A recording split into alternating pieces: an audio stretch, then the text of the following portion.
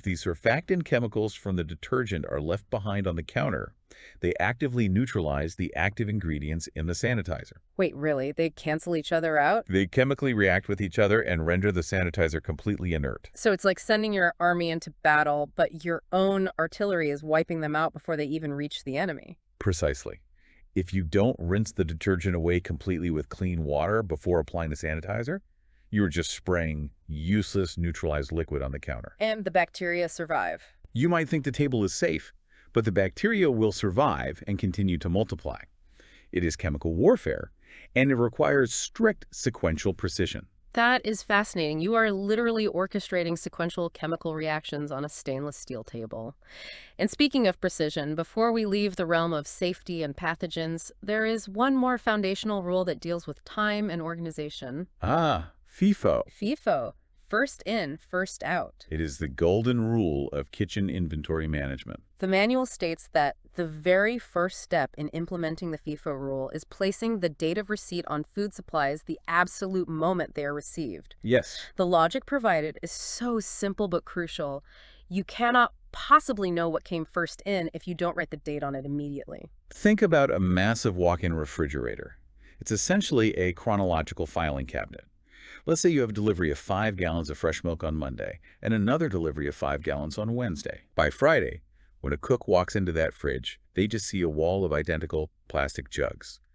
If those jugs aren't dated the second they cross the threshold of the kitchen, human error takes over. The cook is in a rush, so they just grab whichever jug is closest to the door. Exactly. And if the delivery driver put the new Wednesday milk in the front, the Monday milk gets pushed to the back. FIFO prevents that Monday milk from sitting in the back corner until it spoils and becomes a biological hazard. Because it forces you to use the oldest stuff first. Right. It forces the kitchen to consume its inventory in the exact chronological order of its arrival. It minimizes waste and physically forces the rotation of stock. It is an organizational firewall against decay. So let's take stock. We have established our secure perimeter. We understand the physical, chemical, and biological threats. Right. We have neutralized the invisible ghosts with strict temperature controls and 4-hour countdowns. We have managed the chemical warfare of sanitization, and we have organized our supplies against the ravages of time. The foundation of survival is set. Which means we are finally ready to turn on the stove. Yes. We are moving out of the cold, calculating prep area and into the volatile environment of the hot kitchen. And the moment we introduce fire, the physics of the environment change entirely. It becomes a high-stakes environment. It really does. I want to paint a scenario for you, the listener, because this is a mistake that burns houses down every single year. You are at the stove. You have a heavy pan full of cooking oil heating up for a deep fry. Very common scenario. Right. You turn your back for a moment to chop an onion, and suddenly the oil hits its flashpoint. You have a grease fire on the stovetop. The flames are leaping up toward the exhaust hood. Panic sets in. What is the very first instinct almost every untrained person has when they see a fire? They want to throw water on it. It is practically hardwired into our brains from childhood. Water puts out fire. You see flames, you grab the nearest pitcher of water. Exactly. But the text sharply, aggressively corrects this. It states you should never use water on a grease fire. I want you to break down the exact thermodynamics of what happens if I panic and throw a cup of water onto a flaming pan of oil. It results in a rapid, violent physical reaction that will likely send you to the hospital. You have to look at the physical properties of the liquids. First, water is denser than oil. Okay, so it sinks. Right. So the moment that cup of water hits the flaming pan, it immediately sinks through the oil to the absolute bottom of the pan, right against the hottest part of the metal. Okay, it sinks, but why does it explode? Because of the temperature differential. The oil is already on fire, which means its temperature is somewhere around 500 or 600 degrees Fahrenheit. Far, far above the boiling point of water, which is only 212 degrees. Oh, I see where this is going. So the instant that denser liquid water hits the 600-degree bottom of the pan, it flash boils. It undergoes a phase change from a liquid to a gas steam in a fraction of a millisecond. And steam takes up vastly more space than liquid water. Roughly 1,700 times more space. 1,700 times? Yes. That sudden, massive expansion of steam has nowhere to go but up. It violently erupts upward, pushing all of that 600-degree burning oil out of the pan and into the air. Oh my God. You haven't put out the fire, you have aerosolized it. You have created a literal fireball that will coat the entire kitchen, the ceiling, and you inflaming liquid. It is terrifying to think that the instinct to save your kitchen is the exact physical mechanism that will burn it to the ground. So, what is the scientific solution provided by the text? If I can't use water, how do I stop the chemical reaction of the fire? Through oxygen deprivation, fire requires three things to exist: fuel, heat, and oxygen. This is known as the fire triangle. Okay, the fire triangle. In that moment of panic, you can't easily remove the heat, and the oil is the fuel, so you attack the oxygen. The source dictates using two common dry kitchen ingredients, salt or baking soda. Just dump it right on top. Yes. By dumping a heavy, thick blanket of salt or baking soda directly over the flaming pan, you physically smother the flames. You are building a physical barrier between the volatile fuel and the oxygen in the room. Exactly. You suffocate the chemical reaction. It is crisis management through rapid chemical intervention.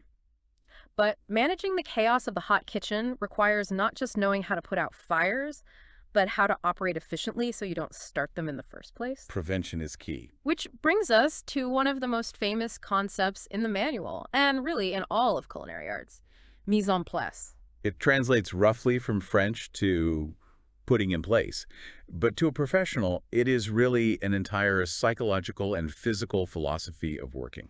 The manual defines it as preparing all ingredients needed for a particular dish before cooking begins. This means chopping onions, measuring spices, portioning meats, and having absolutely everything ready before you even touch the dial on the stove. It's non-negotiable in a pro kitchen. I think for most home cooks, we tend to do things concurrently. Like, we turn the pan on medium, and while the oil is heating, we frantically chop the garlic. Right, rushing back and forth. Then, while the garlic is browning and spitting oil, we are desperately digging through the pantry trying to find where we put the cumin. And that frantic, disorganized method is exactly how things burn, how steps are missed, and how the quality of the dish degrades. Mise en place fundamentally separates the preparation phase from the execution phase. Because once the heat is on, when you are applying heat to food, thermal reactions happen quickly. Chemical reactions do not pause, so you can mince a shallot. the pan isn't going to wait for you. No, it won't. By having every single component measured, chopped, and arrayed in front of you in little bowls, you are transitioning your role. Transitioning how? You stop being a frantic participant trying to keep up with the heat, and you become an orchestra conductor. The heat is the tempo, and you just bring in the instruments, the ingredients at the exact right moment. It changes the entire geometry of cooking from a scramble into a smooth, deliberate, controlled process. And once your mise en place is set, you have to choose your method of execution. Right. How are you cooking it? The source divides cooking methods into two broad categories based on how thermal energy is transferred to the food: moist heat and dry heat. This is a fundamental distinction in thermodynamics.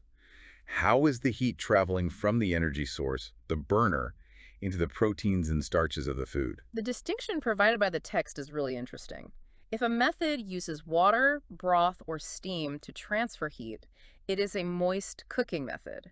The examples given are poaching, simmering, boiling, and steaming. That makes sense. But if it uses oil, air, or the physical surface of a hot pan, it is a dry method.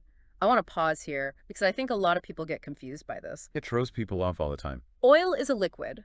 If I drop a piece of chicken into a vat of liquid oil to deep fry it, it feels completely counterintuitive to call that a dry cooking method. It is a very common misconception because we associate the word liquid with wet. But scientifically, water and oil behave entirely differently when it comes to heat capacity and temperature limits. Okay, explain the difference. Water caps out. At sea level, liquid water simply cannot exceed 212 degrees Fahrenheit or 100 degrees Celsius.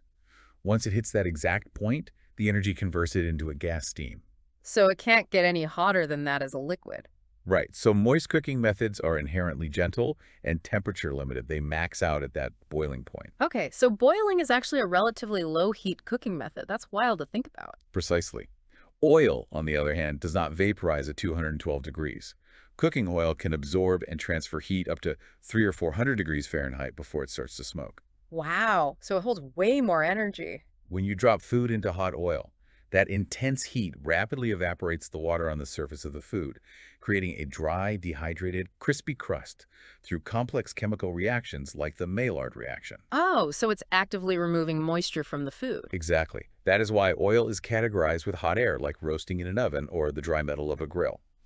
It is about high heat transfer that removes moisture from the surface, rather than surrounding the food in a low heat water bath. It is all about the thermal limits of the medium. Okay, let's look at how this manipulation of heat and ingredients comes together in the chemistry of sauces. The manual goes into the foundational thickener of classical cuisine, the roux. The cornerstone of French sauces. It defines a roux with a mathematical simplicity that is incredibly satisfying. It is a strict 1-to-1 ratio by weight. 1 part fat, usually butter, to 1 part flour. It is the architectural mortar of the sauce world.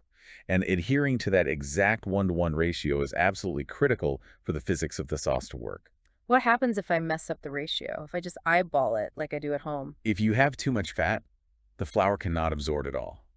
Your final sauce will break, and you will end up with unappealing pools of greasy oil floating on top of your liquid. Gross. And if I use too much flour? If you have too much flour, there isn't enough fat to individually coat the starch granules.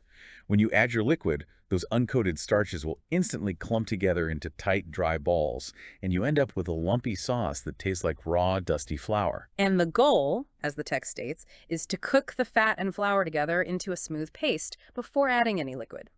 You are melting the butter and suspending the flour particles within that liquid fat, applying heat to cook out the raw cereal flavor of the flour. It is a precise physical transformation. But the manual doesn't stop at simple starches.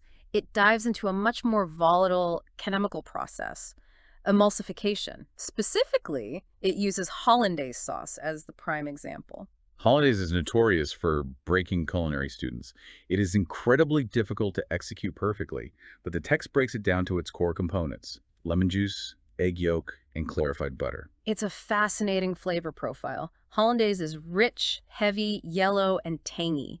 The yolk and the butter provide that luxurious, heavy richness, while the lemon juice provides the sharp, acidic tang that cuts through all that fat. It's balanced perfectly. But here is the physical problem. Getting melted butter and lemon juice to mix is exactly like getting oil and water to mix.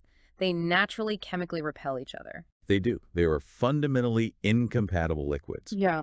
Left to their own devices, they will always separate into two distinct layers. So how do we force them together? That is where the magic of the egg yolk comes in. The yolk acts as a chemical bridge. How does a yolk build a bridge? The egg yolk contains a complex phospholipid called lecithin. Lecithin is an emulsifier, which means its molecules have a very unique structure. One end of the lecithin molecule is hydrophilic account. It loves water, so it binds easily to the watery lemon juice. Okay, and the other end? The other end of the molecule is lipophilic. It loves fat, so it binds easily to the clarified butter. It's like a microscopic diplomat holding hands with two warring factions. That is exactly what it is. So as you aggressively whisk the lemon juice and yolks together over very gentle heat and slowly drizzle in the warm butter, the mechanical force of the whisk breaks the butter into microscopic droplets. And the lecithin grabs them. Yes.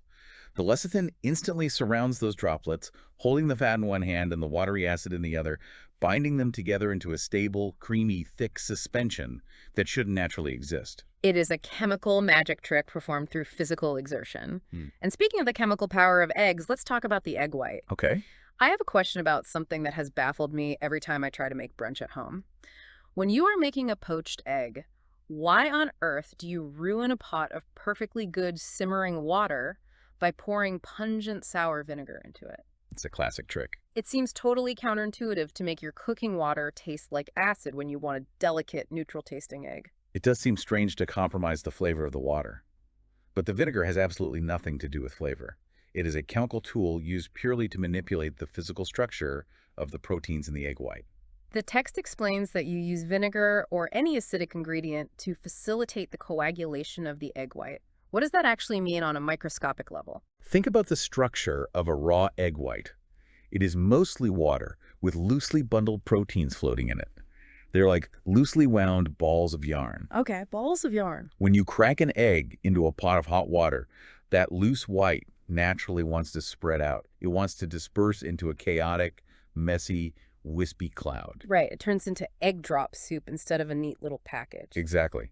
Now, heat alone will eventually cook and